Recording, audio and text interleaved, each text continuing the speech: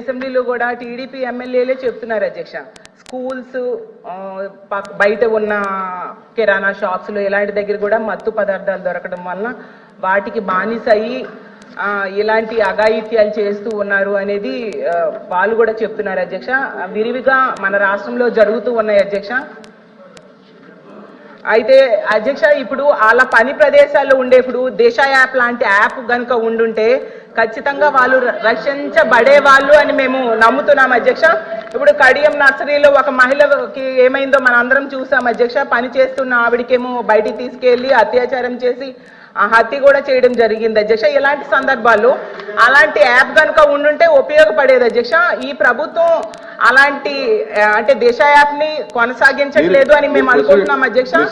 ఒకవేళ ఆ యాప్ ని కొనసాగిస్తారా లేదంటే దానికి సమాంతరంగా ఏదైనా యాప్ ని తీసుకొస్తారా?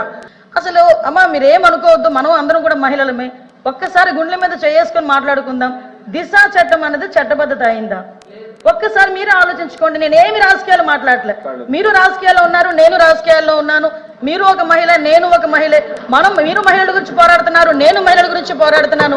మన గుండెల మీద చేసుకొని మాట్లాడుకుందాం. దిశ చట్టం అనేది చట్టబద్ధత కల్పించారా? దిశ పోలీస్ స్టేషన్ ఏర్పాటు చేశారు, దిశ యాప్ ఏర్పాటు చేశారు, కాదని చెప్పట్లే. మీరు ఏదైతే దిశ యాప్ వల్ల ఫలానా కడియంలోని ఒక మహిళ హత్య చేయబడింది అది జరిగేదా అని అడిగారు కదా, దయచేసి నాకు అవకాశం ఇవ్వండి. నిజంగా దిశ యాప్ ద్వారా లాస్ట్ లెక్కలు తీద్దాం. దిశ యాప్ ద్వారా ఎంతమంది మహిళలు రక్షింపబడ్డారో ఒకసారి మీరే చెక్ చేసుకోండి.